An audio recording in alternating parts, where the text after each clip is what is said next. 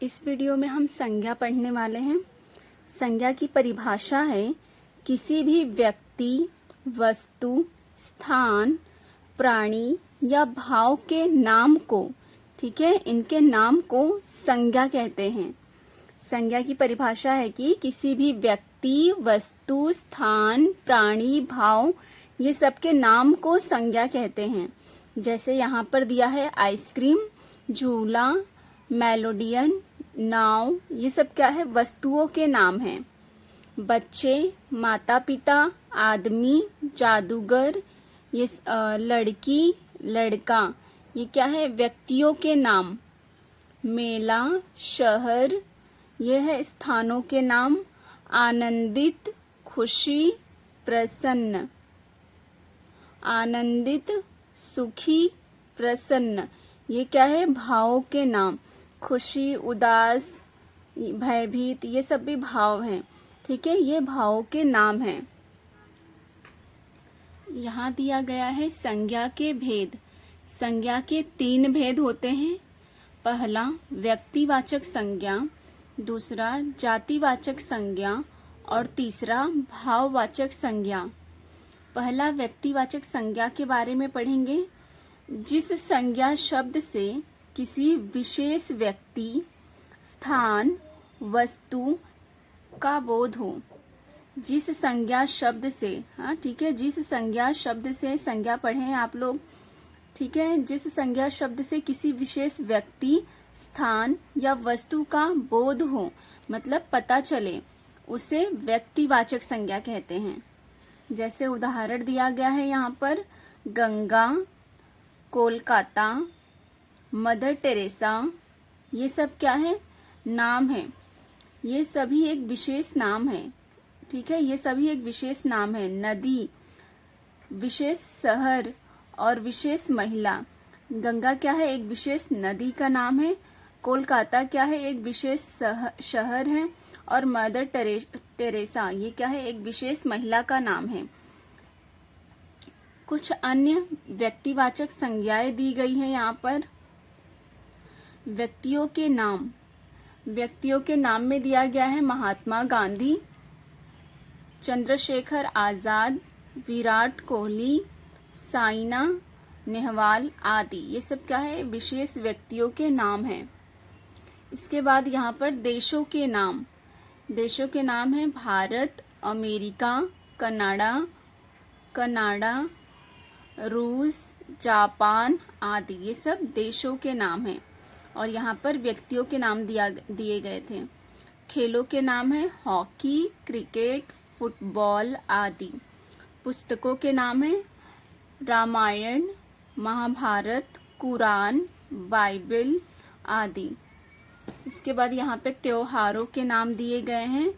त्योहारों के नाम है दीपावली, होली, ओणम, क्रिसमस, गुरु पर्व, ईद आदि।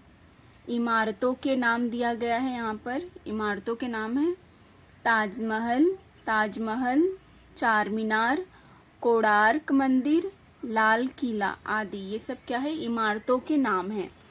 दूसरा है व्यक्तिवाचक संज्ञा। व्यक्तिवाचक संज्ञा की परिभाषा है जिस संज्ञा शब्द से पूरी जाति का पता चले, ठीक है, पूरी जाति का पता चले, उसे जातिवाचक संज्ञा कहते हैं। उदाहरण है, नदी संज्ञा शब्द है, यह कोई भी नदी हो सकती है, ठीक है, नदी क्या है, संज्ञा शब्द है और ये कोई भी नदी हो सकती है। लड़का खेल रहा है, हमने पुस्तक पढ़ी, पक्षी उड़ रहे हैं, हमारा शहर बहुत छोटा है। यहाँ पर लड़का, पुस्तक, पक्षी, शहर, ये सब क्या है, जातिवाचक संज्ञा है।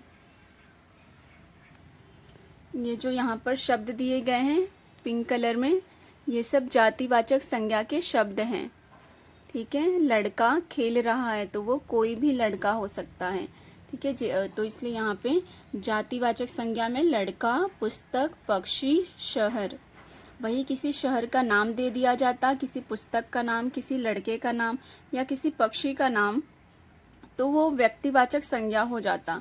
लेकिन यहाँ पर किसी का नाम नहीं दिया गया है, यहाँ पे पूरी जाति का बोध हो रहा है, इसलिए ये जातिवाचक संज्ञा है।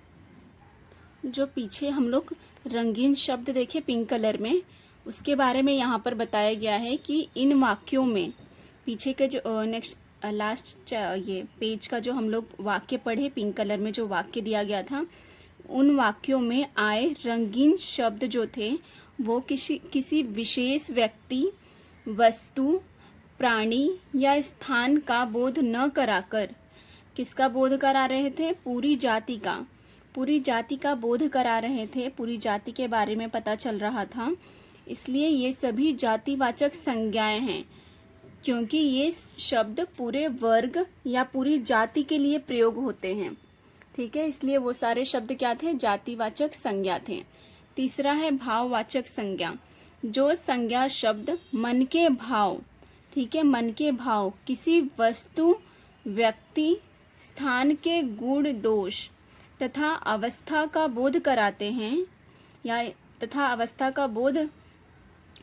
हैं या उसके अवस्था के बारे में बताते हैं, उन्हें भाववाचक संज्ञा कहते हैं।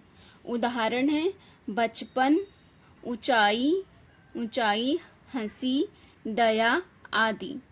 जैसे यहाँ पे वाक्य में दिया गया है उदाहरण, आम में मिठास है, तो यहाँ पर मिठास क्या होगा? भाववाचक संज्ञा।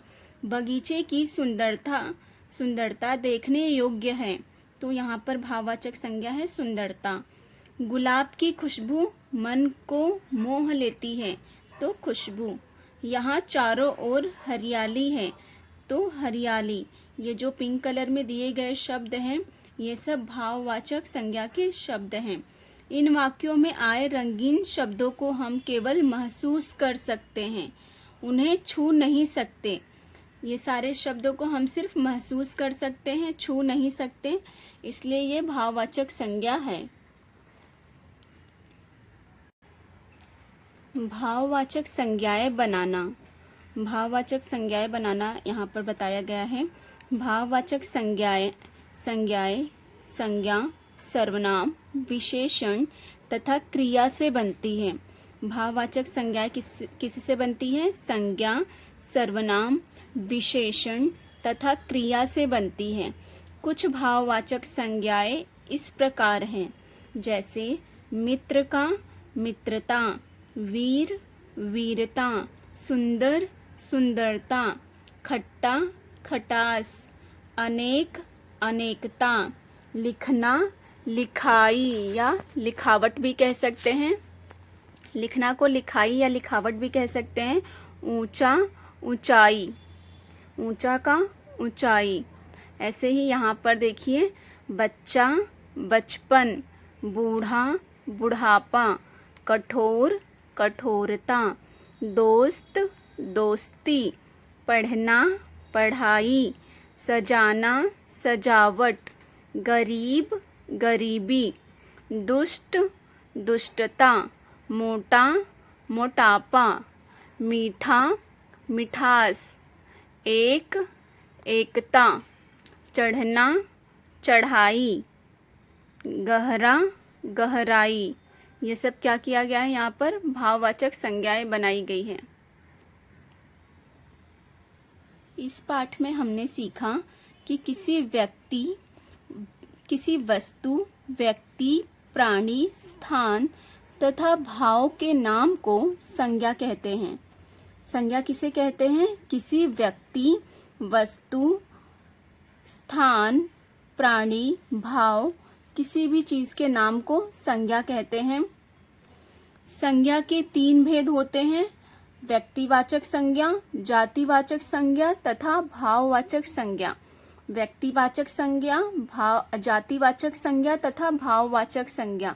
इस संसार में हर चीज का कुछ ना कुछ नाम होता है और उस नाम से ही उसकी पहचान होती है, तो हर चीज के नाम को संज्ञा कहा जाता है।